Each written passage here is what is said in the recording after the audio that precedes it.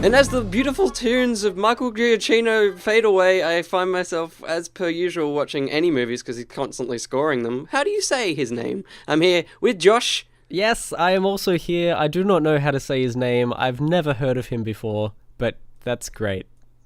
My God, Joshua, this man, he's everywhere. By the way, we're going to talk about Incredibles 2 today, full of spoilers, so if you hadn't seen the film, go away.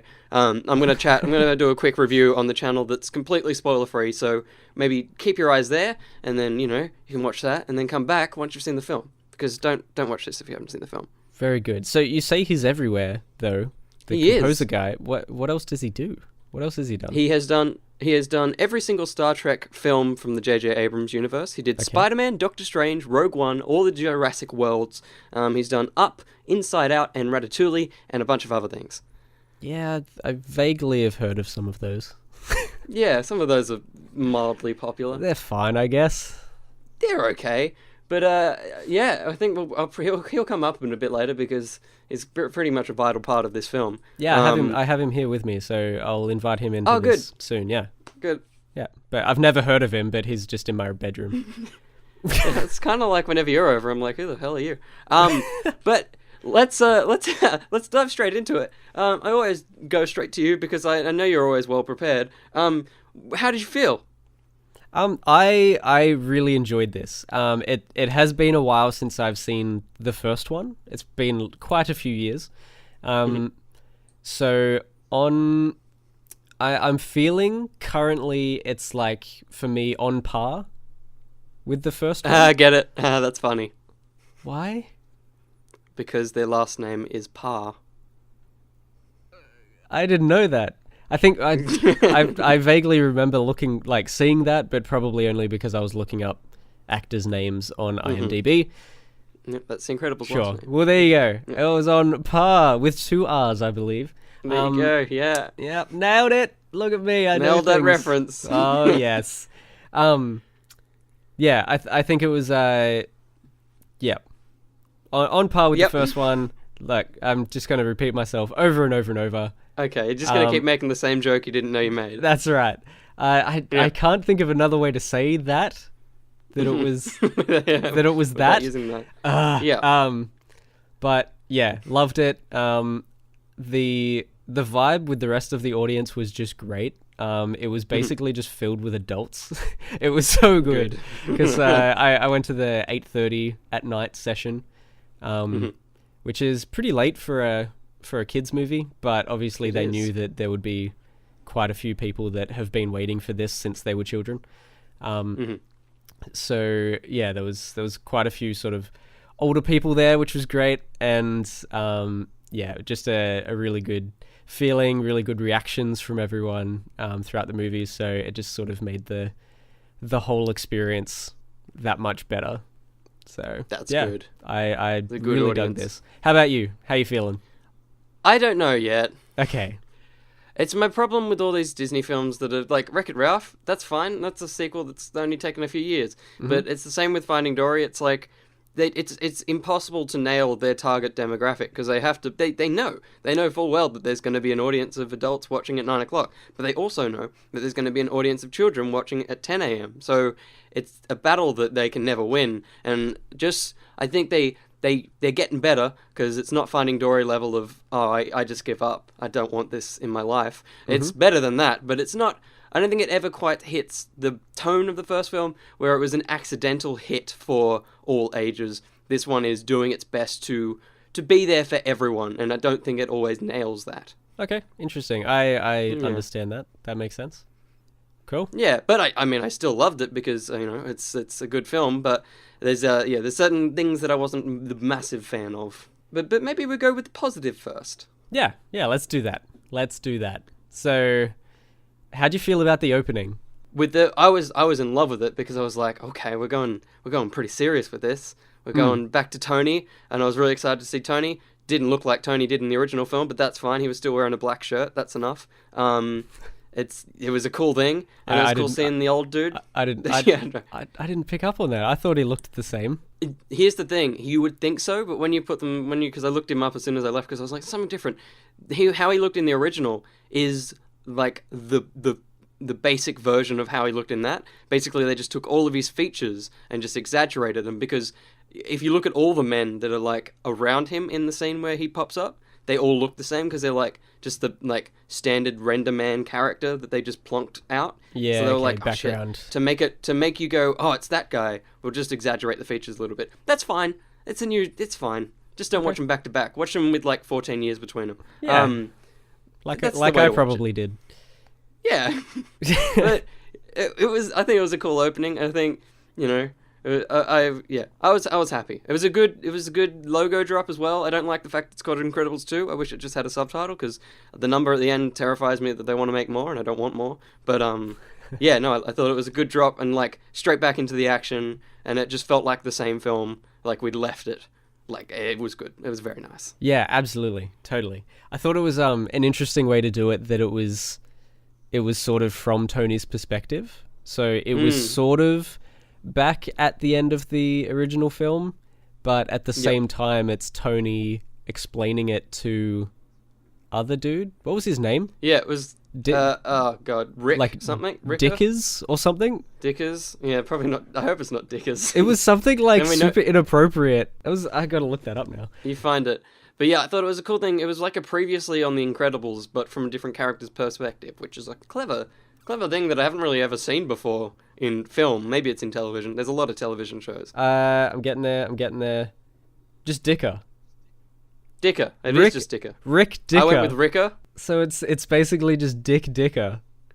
There you go. You can go to a school like that here in Sydney. You can. Man, what the hell? Good name. What a name. Good job, Brad Bird. But it was a cool opening. The best thing and the worst thing, it was like this polarity that was battling in my mind. It's because there's a game. It's like, I think it's called Rise of the Underminer, which basically picks up from that point and continues on. And it's a video game of Mr. Incredible and Frozone trying to stop the Underminer. And obviously that game is, I mean, it could still be canon if the next film is all about that. But basically, that film, I don't know if it's still scored by old Mike, but it has the same kind of tone and score. And there was a theme for the Underminer in that, and I wanted to hear that. And they played it in the Underminer scenes, and there was also an extended version of that in the credits, and it made me very, very excited. My little musical version, Will, was like, oh my god, a video game piece of music made it into this film, which is very exciting. That's actually really cool. That's awesome. So did you play the video game? I did. There was a one based on the film, which was great, and I also played The Rise of the Underminer, which I think is what it was called. Okay. Was that a long game? Was that like a full game, or...? Both of them were like a proper... They're not like a mobile game or a DS kind of thing. It was like a proper... additional thing. You know, okay. the Incredibles game was like a full length of the film, and this other one was, I think, probably of that generation, you know, the standard 8 hours, kind of burn through it in a day. There you go. Far out. That happened. And that was canon, according to Disney, until, of course, this film. So, whatever. Yeah, so let's just make things canon and then remove them from canon sometime later. Disney 2K13. Where do we go from here? This movie's kind of hard to talk about. It is. It's one of those films that doesn't, like, not in a bad way, but it doesn't have that much to spoil because not much happens. Like, it's very simple in its premise and, you know, everything that happens. There's no twists, really, and it just gets there. Because then they go to a hotel, Frozone approaches them. It's always just good to hear an animated Samuel L. Jackson. Yes. Like, just hearing his voice in anything, you're like, oh, yeah. So good. That was cool. There was a weird shot with water, which I think it looks like it was like too real. It was like Uncanny Valley water when Bob and what's the name? Helen are sitting at the water and like they're dangling their legs in the pool, and it was like an overhead shot, and the water was just too real that it was like confusing me. It looked like they just made a green screen pool, and then they were like, just record some water and put it in there. Yeah, totally. It was too real. I remember seeing when the original trailer for this came out. Did you see those shots? I think I saw them on Twitter, but they were probably everywhere, where they zoomed in on Mr. Incredible's shirt, and there's like you can see the knitting and the fibers coming off. Far out. They freaking stepped up their texturing in this. It's so crazy. Oh, it's great. But yeah, yeah. Oh, and if you've made it this far, even in this spoiler podcast, I also just want to drop a warning. This film doesn't warn you, and it really, really, really should, that there is some serious, like, triggering things for epilepsy and anyone that has trouble with flickering lights. It is disgustingly that. Fits for the story, totally fine, but the fact there's no warning is kind of a dick move on Disney, because, you know, if you want to just see this film and you've got epilepsy or anything similar, you'll be stuck in the theater, and it's really bad.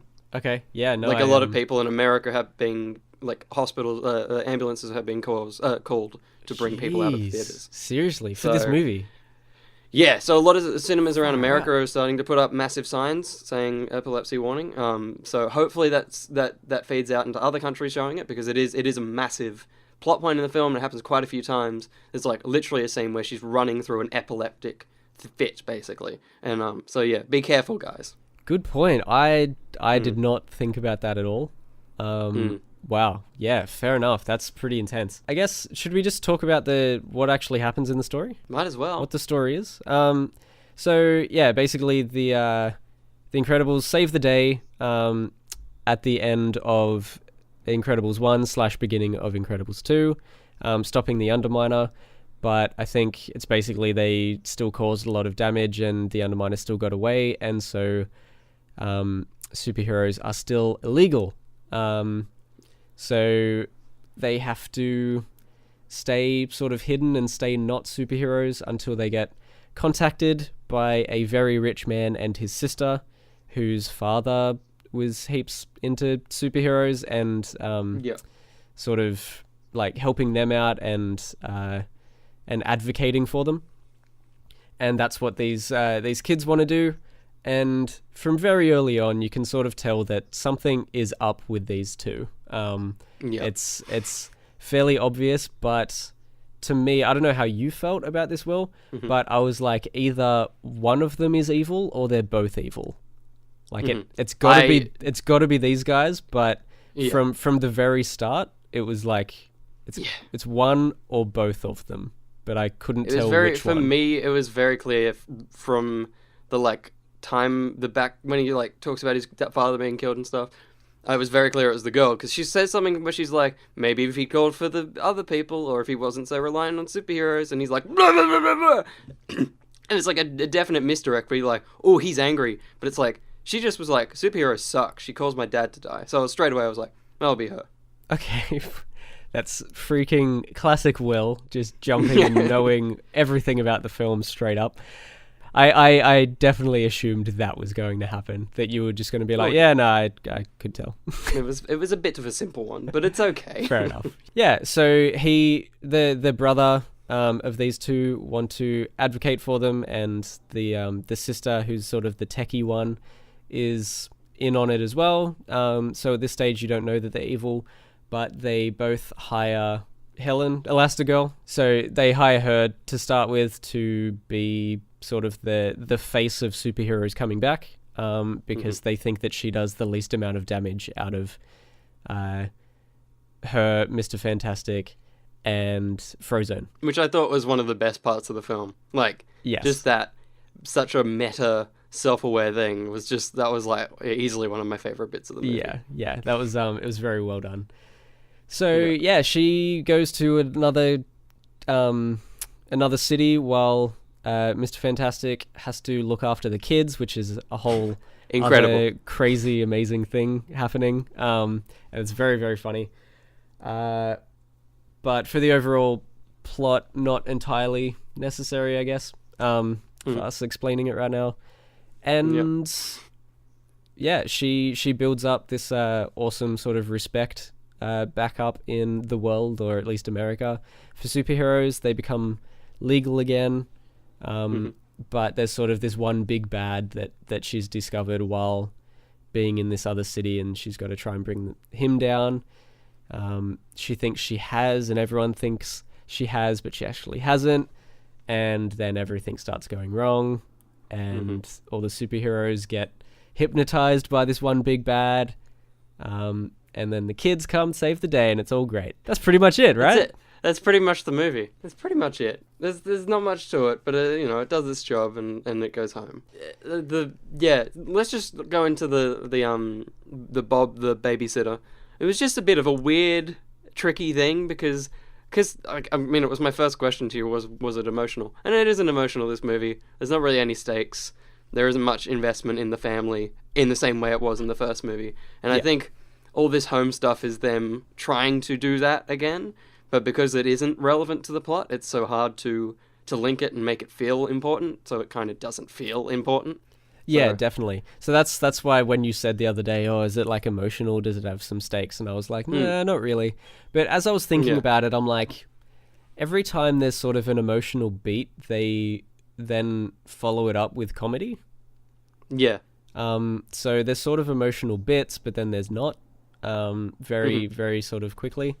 And, cause like, Bob's trying to do his best, Mr. Incredible. He's doing his best. He's helping the kids. He's staying up all night to learn Crash's math and then help him with his math assignment in the morning. And he's doing his best with Violet and ruining her chances with her boyfriend and all of this.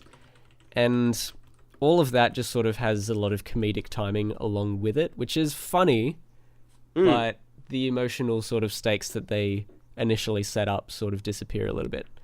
I think one of the most sort of emotional beats in that would be when he apologizes to Violet, and then Violet sort of hugs him and is like, it's okay, I still love you, sort of thing. That's really nice. But then he falls asleep, and that sort of it's still emotional to some extent, but it softens it a bit. But the snoring while she's trying to talk to him softens it, and then he wakes up and she's sort of just she's lied him down, taken off his shoes, and sort of made him comfortable. So there's like, that's probably one of the most emotional family bits in the movie. But yeah, it doesn't last heaps long, and it's still sort of covered up by little bits of comedy here and there. Yeah, I mean, I think it's the modern climate of films that everyone sees how well Marvel does, and that's just what they do. So a lot of films are adopting that approach to literally everything. So yeah, whatever. Hopefully we'll get a resurgence one day where emotions weigh out comedy, but I don't think that's anytime soon. No, I'll just say the end of Infinity War. That's fair. Yeah, there was a lot of that. No jokes. Yeah, pretty much. But I'm just looking at my notes, just looking if there's anything I can, less familiar drama, use more as a passing glance or a joke, which is what I wrote there. There you go. Okay. Nailed it. Yep. I nailed it. Speaking of jokes, though, there's one joke which I was shocked, because generally Disney have a somewhat of a formula of early on something happens and then that thing comes back either to save the day or it's at the end of the film. And something I was waiting to pop back in but also kind of didn't want was the raccoon. I was like, surely there's a dynamic between Jack and the raccoon will come back at some point. I don't know why, but I just was shocked that didn't come back. Yeah, I feel like the main part of that coming back was when they pulled off the mask, and then Jack went, oh, and then he pulled off a mask of someone else. Yep. So that's like the most of Jack sort of going, hey, I could have just pulled off the mask relation. And then they turned good. Yeah. Because he had this whole fight with a raccoon where you start seeing all of his powers come out, and that's where they're all discovered, which I loved that scene. That was great. It's one of those movie moments though where you're like, if you thought about this is a baby either being attacked or attacking a raccoon, like a newborn child. Yeah. It's quite a terrifying idea. It's pretty intense, yeah. I don't know where if they're doing another film, which again I hope they don't, but I don't know where you would go with Jack. What else you could do, especially as a baby. There's not much else you can do, and yeah, I'm intrigued by if they have any ideas of where to take him next. Yeah, I don't want him to grow up. He's such a good character as a baby because he can't control his powers, and that makes him that character. Yeah, if he ever grew up, then it's like he'll lose that. He'll lose the whole character that makes Jack. Mm-hmm. Well, I was thinking, because of course my brain does this. Of course. I was immediately like, where would they go? My thing with Jack, and I don't want it because, like, the idea that you could do with Jack is great, but the world that around him would also change. Is, taken him into adolescence. But then you lose Dash and Violet because they'd be off. They'd have their own lives because they'd be in their 20s, and Bob and Helen would be old and they probably wouldn't be superheroes anymore. So you've lost that world. But taking him into adolescence and experimenting with the idea that he used all of his powers as a young child, and that he loses his powers and he has to face the fact that it'd be one of those films where it's like, you're still important, even if you don't have those things, this is why you're important, this is why we still love you. That idea of him losing his powers. But by the end of it, he still feels like a superhero because he's loved by his parents or something. Interesting. That would bring back that emotional beat. There it is. Sure. But you'd also lose every single superhero in the movie. That would be interesting, having the superhero or the character that has every power to then have none of the power. To lose it all. Yeah. That'd be so weird. I think we should just talk about how visually incredible this film is. Like, I didn't even mean that one, but it's very cool. It is. It's so nice. I don't know. It's a total step up for Pixar. Yeah. Yeah, real good. What, like, you probably took in a lot more than I did because your will. The colors are just incredible. I'm gonna keep. It's the right word. It's fine. But it's just, the first one was great, and it had a style, and it was of its time, and that style is still there. They haven't moved it. I'm gonna burp in a sec. They haven't moved it into the modern Disney Pixar world where everything looks the same. These guys couldn't cross over with anything because nothing in animated films looks like this. There's a few shots of Bob from the side, and you're like, you're a disfigured man. Like, none of your features make any sense. Such a little body. Yeah. Like, it was such a little legs. Yeah, the tiny little legs. And his head, like, his nose is tiny, his chin is ginormous, his forehead is huge, his eyes are so sunken in. But it's like, all of that comes together to form such a iconic looking character, and all of them have the kind of unusual features. I think possibly an intention, both like Jack, Violet, and Dash, all their features are quite soft. So they haven't moved into the adolescence of having chiseled features, so they kind of still look human, I guess. Yeah. But, everyone else looks so defined, and everyone is very unique. Unlike Tony in the first film, apparently. It's just, this movie is so good. I think maybe it's, because they're actually stuck. There's only really 2 locations in the whole film, so there isn't much of a color palette to play with. So I think the first film has a bit more of a color palette, but I think the scene that experiments with what colors could look like the most is Elastigirl's Elasticycle chase, and the sky is like a burnt red and orange, and it's unlike anything you've seen in a film before, and and the animation is just impossibly smooth. Something that I'm running with this one. Something that I can't believe with is and I can never remember her name. What's her name? Holly Hunter, the actress who plays Elastigirl. In the first film, it was somewhat there, but in this movie, because the reason she speaks in such a unique way is she has a speech impediment where she talks out of the side of her mouth a little bit. Okay. And in this film, they amplify. In the first film, they kind of hinted it, but in this film, she speaks out of the side of her mouth just like Holly Hunter, and it was like mind-boggling to me that you would include that, and it just, like, this film is just, I think it's easily their highest point, the highest peak Pixar's in visual and animation department, which The Incredibles, the first film, was at the time as well. So I'm glad they have put the same amount of effort in. Yeah, absolutely. I didn't know that about Holly Hunter. That's very cute. That's really cool of Disney to do that. That's awesome. Music. Let's hit up that guy that I will not remember his name at all. And Michael Giacchino. Michael's the easy one. Yeah. Then it's Giacchino. So it's like Giacchino, but I'm sure it's like slurred into one word that isn't Giacchino. Yeah, I don't know. I can't help you there. Giacchio? I don't know. It's fine. But yeah, let's talk the music, Josh. Amazing, as usual. It's just freaking classic Incredibles, and I can say classic because it's 14 years old. And it's also set in the 60s, so technically classic. Yeah, okay. It was great. I love this style of music, and it just suits this sort of classic style of superhero thing. The one thing I will say is I felt like occasionally the main theme was maybe played a little too much. Mm-hmm. Because it was It's in the nearly sequel curse. it was in nearly every score. Every piece of music nearly had the ba-da-ba-ba-da. Yeah. That was very noticeable for me. The people I saw it with didn't notice it too much and argued back with me a little bit, which is fine. Mm-hmm. But that's just what I felt about it. It was maybe a little too much of the main theme. I solely agree. But it's like, it's the only way, and it's what John Williams did so masterfully, is the only way to make iconic music is to play it a few times and to make sure it's heard as well.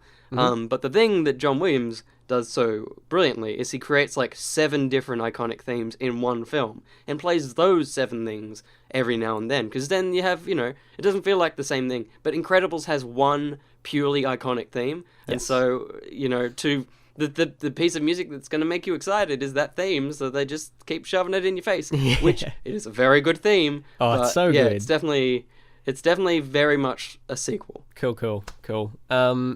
Did you notice any other things to do with the music that you would like to note? Not really, but because after you saw it, I went straight to the Spotify soundtrack, so I just wanted to see what the things were. I like the first piece of music on there is called Episode 2, which is cool. Okay. But also, I don't want more episodes, mate. Actually, on the topic of this, whilst I think about the start of the film, oh my god, probably 1 in like 3 times it's ever happened before, the Disney logo has an Incredibles treatment. Entirely their style, with incredible vector art and a new color palette. There's no train going in the distance. It's like it is the Incredible City with the Disney castle. It's barely ever modified. I think the only time I can think of is Tomorrowland, where it looked a bit like Tomorrowland. Okay. But yeah, that was exciting for me. That was so cool. And on top of that, they changed the Pixar intro for like one of the first times ever as well. Too, one of the guys I saw it with is he's a massive sort of movie buff and Pixar fan, and he was like, they've never done this before. They've never changed the Pixar thing before. What is happening? Yeah. Very There's cool. only like 10 films to remember that in, and 10 of them definitely don't have it. Yeah, crazy. Very, very cool. But I did I think enjoy one this. that was really cool, but a reference that was a little bit too ham-fisted, because it's generally a background thing, is A113, which is like the office where something was created, and it's A113 is in every single Pixar film. Okay. Generally, it's like in the background on a poster, or like it's a number plate on a car in Toy Story.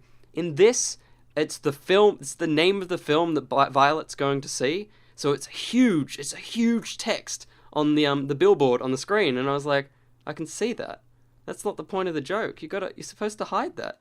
The exciting thing is watching this. I was wondering what that was, because I'm like, why is that a title? Yeah, why is that the title of a movie they're going to see? Did you happen to catch what the little title was underneath that? I didn't. Okay, yeah, because I wanted to know what that was, because there was tiny text underneath, and as I was being very confused about the lettering, I started to try and read. Yeah, I think I did the same thing. I was like, oh damn it. Yeah, no. Oh, funny. I just looked it up to see if there was a photo of it. But in the trailer for The Incredibles, there's that shot, and in the trailer it says Incredibles 2 on the sign, which is funny.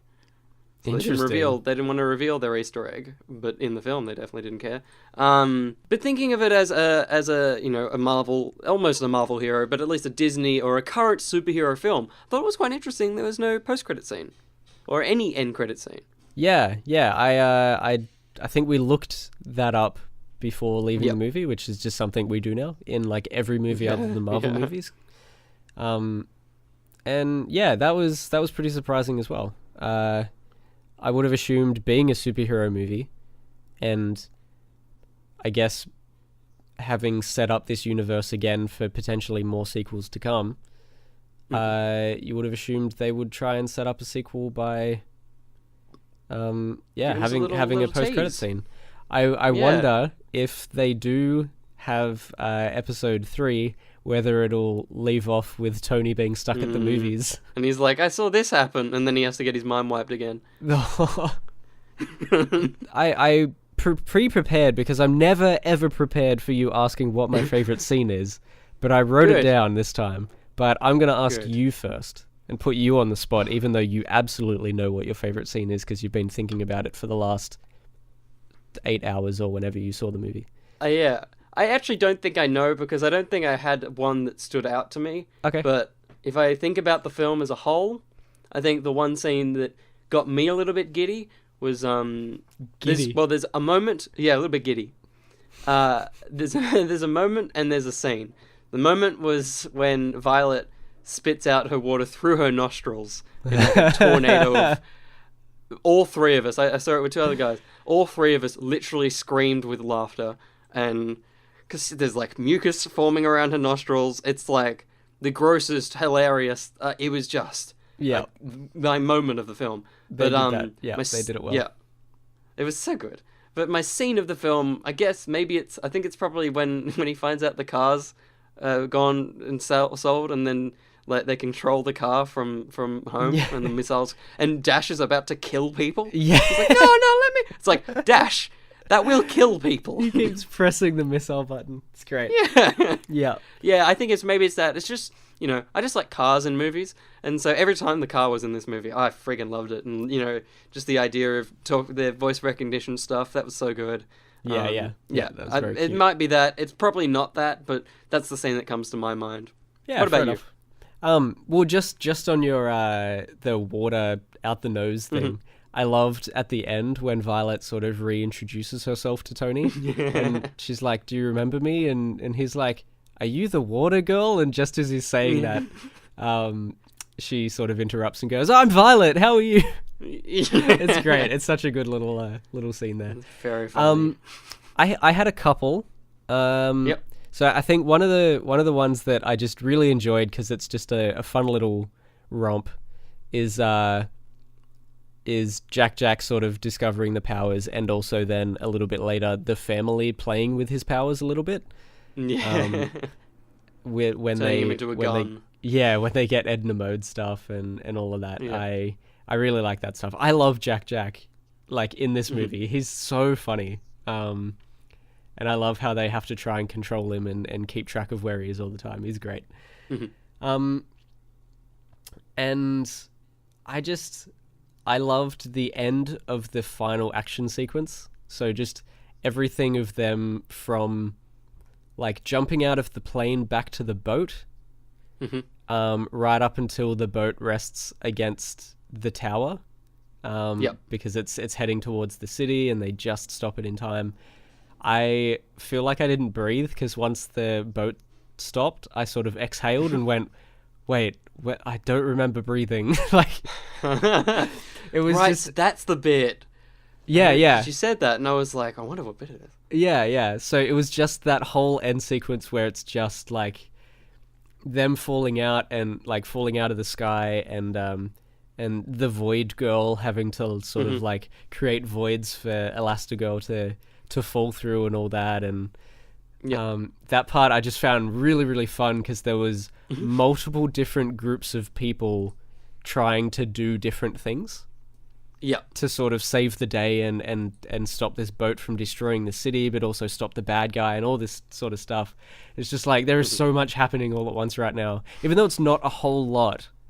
It was just like it was a lot of things happening in a very short amount of time.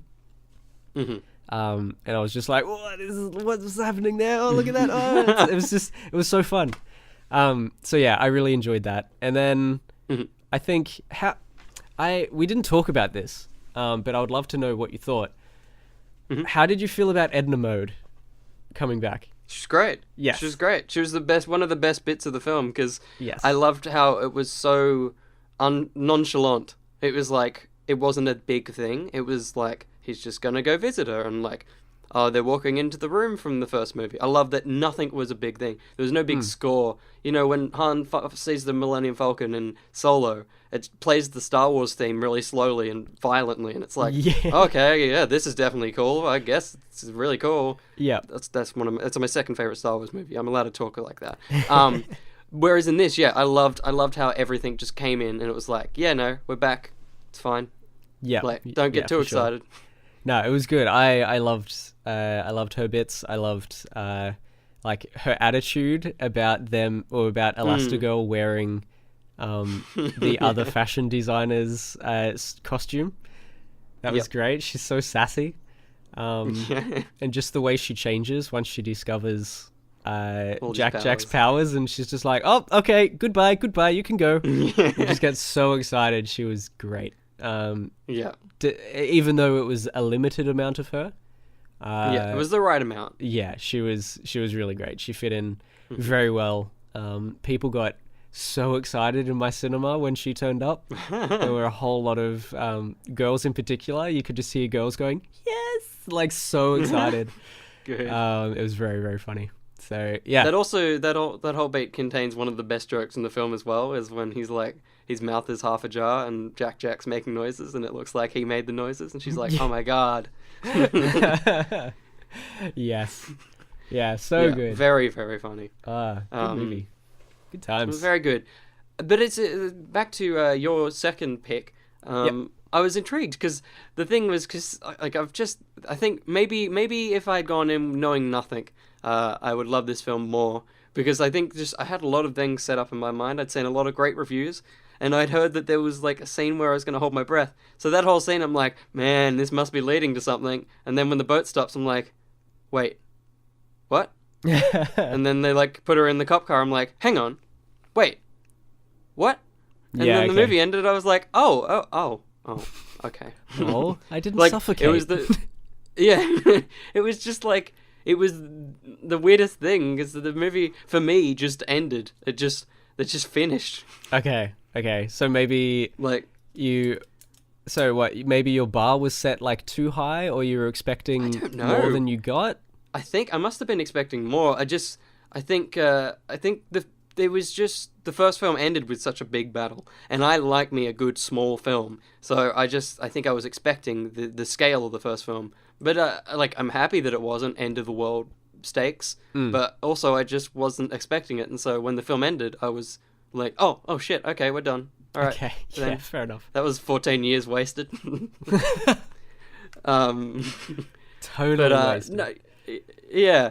But no, I think all the boat stuff was good. I'm glad they kicked out the mask really quickly, because I'm like, this is a dumb thing. This is a really dumb thing. Like I get the brainwashing thing, but generally there'd be some sort of like, and they're on a boat. There's no way they didn't like rock side to side and the glasses fell off. Like, I know when I'm on a boat, I can barely stand up. Yeah. So I'm glad they just got rid of those glasses as quickly as possible, because I'm like, that's a dumb thing. Let's get rid of them. Yeah. I thought it was so funny when Elastigirl's in like that chamber. I turned to our brand manager. I turned to him and I was like, man, Frozen's an asshole, because it's just like there's like mist and ice everywhere, and I was like, man, they twisted that real fast. Yeah. I don't know how Frozone turned out to be the bad guy.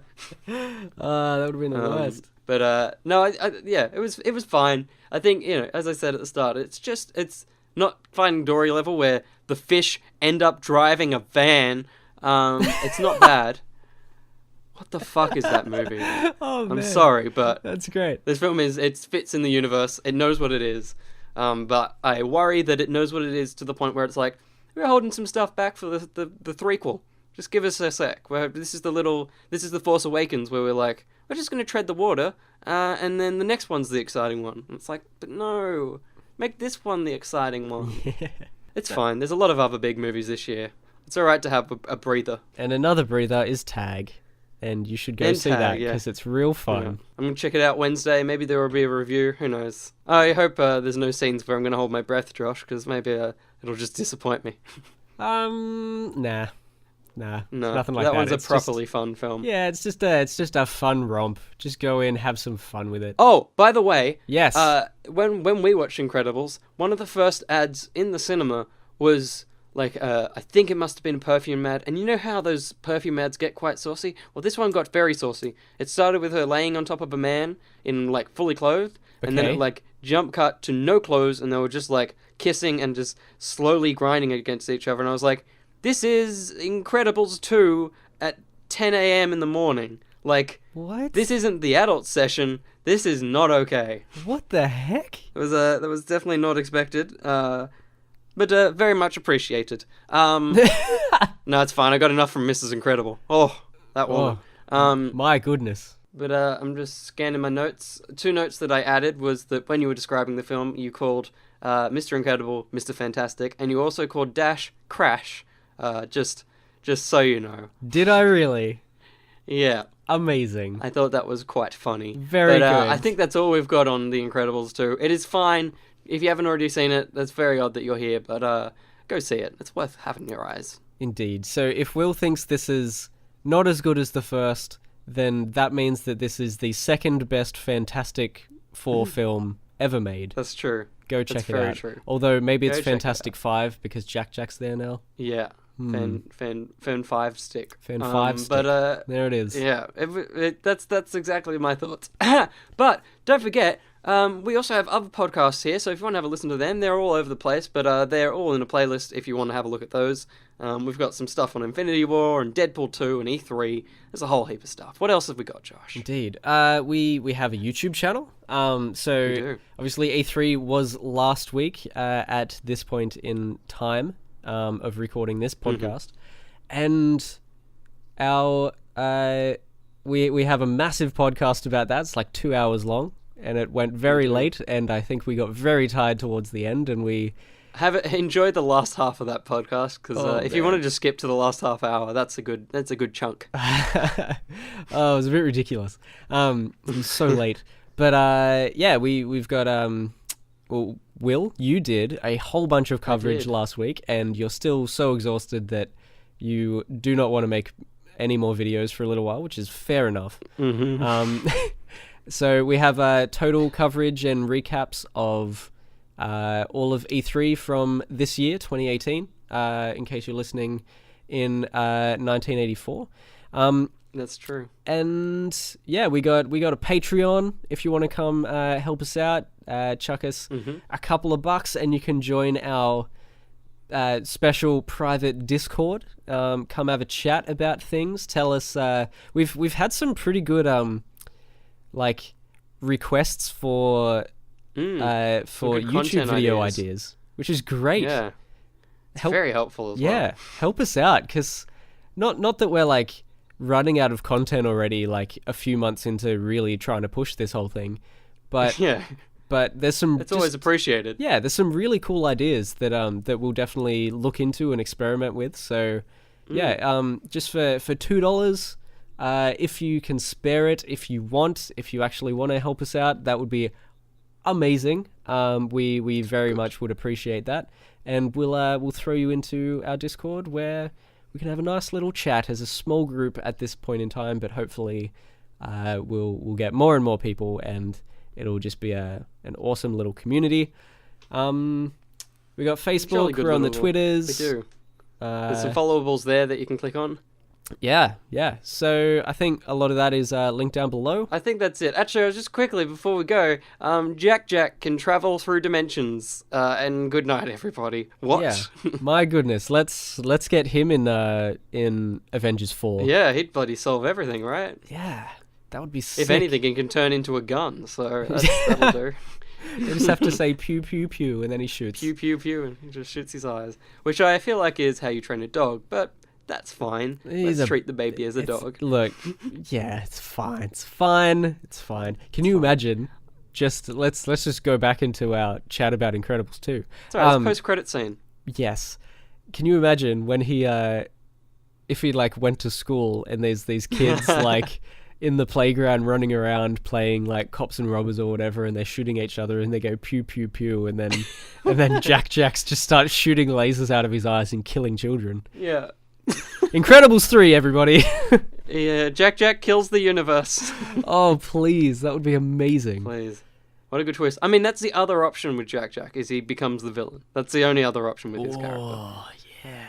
Because he's got everything. He could bloody take everyone on. He could take everyone on in his bloody nappy, let alone when he's not in a nappy. Yeah, this would almost be what's that mutant that has like everything? I do know the one you're thinking of. Yeah, and it's a TV show as well.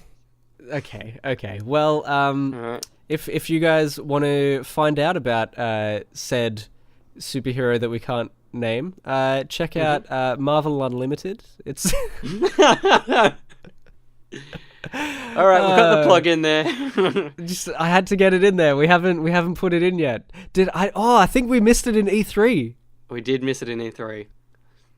Crap. It's too late to record it because it's already up on the internet. But Damn it's it. fine. We'll just hang on. Hang on. We hang even on. talked about it. Like, we even talked about Spider-Man. We did. Damn it. Marvel Unlimited's great. There we go. We said it twice in one podcast. It's good to go. We're all fine. Caught Get a up. Korean boy, we'd be done. Let's Very go. good. All right. The Doctor of Who is out of here. Sheep is out. We have to end these more smoothly at some point in time. We do. When we say that's done, we should say what we just said.